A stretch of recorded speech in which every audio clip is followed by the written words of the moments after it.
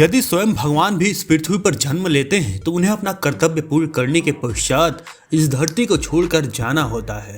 भगवान विष्णु का राम अवतार भी इसी कारण हुआ था। जब उन्होंने अपने मानव रूप से सभी कर्तव्यों का निर्वहन कर लिया तथा धरती पर उनकी आयु का समय समाप्त होने को आया, तब उन्होंने जल में समाधि लेकर पुनः अपने धाम लौट जाने का निश्चय किया। जल में समाधि लेने से पूर्व श्री राम ने एक योजना के तहत अपने प्रिय भाई लक्ष्मण का त्याग कर दिया।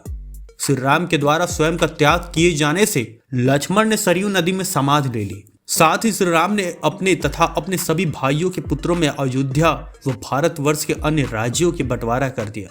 इसके बाद देह त्याग की आज्ञा लेने के लिए श्री राम अपने राजगुरु महर्षि वशिष्ठ के आश्रम में गए। श्री राम ने अपने राजगुरु महर्षि वाल्मीकि जी से आज्ञा ली तथा सरयू नदी में समाधि लेने के लिए निकल पड़े।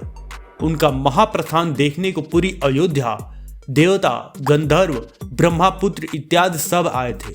जब भगवान राम ने सरयू नदी में प्रवेश किया तभी आकाश मार्ग में भगवान ब्रह्मा प्रकट हुए तथा उन्हें अपने चतुर्भुजधारी विष्णु रूप लेने को कहा। भगवान श्री राम ने अपना विष्णु रूप लिया तो आकाश से पुष्प वर्षा होने लगी तथा उनके वाहन गरुड़ देवता वहां आए। भगवान विष्णु उस पर जाकर बैठ गए तथा भरत शत्रुघ्न को अपने अंदर समा लिया, जो उनके सुदर्शन चक्र तथा शंख के रूप में थे।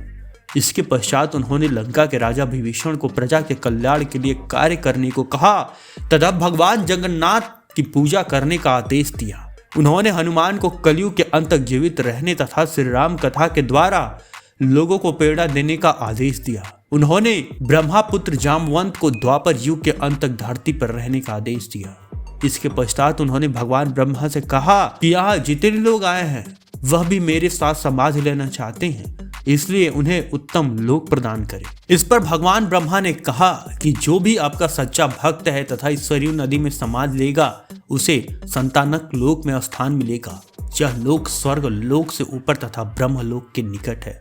इतना सुनकर भगवान विष्णु गरुड़ पर बैठकर अपने धाम चले गए। इसके पश्चात मंत्री सुमंत, राजा सुग्रीव तथा मित्र केवट समाधि लेकर अपनी अपनी देवयोनि में मिल गए। इसी प्रकार श्री राम ने अंत में अपना देह त्याग कर दिया और सभी भक्तों के साथ अपने धाम को लौट गए।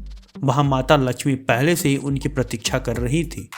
श्री राम के देह त्याग के बाद उनके पुत्रों लव व कुश ने अयोध्या का राज सिंहासन संभाला, जबकि उनके भाई के पुत्रों ने अन्य राज्यों का। दोस्तों, आशा करते हैं आपको ये जानकारी पसंद आई होगी। अगर पसंद आई है तो इस वीडियो को लाइक तथा हमारे चैनल को सब्सक्राइब अवश्य करें। धन्यवाद।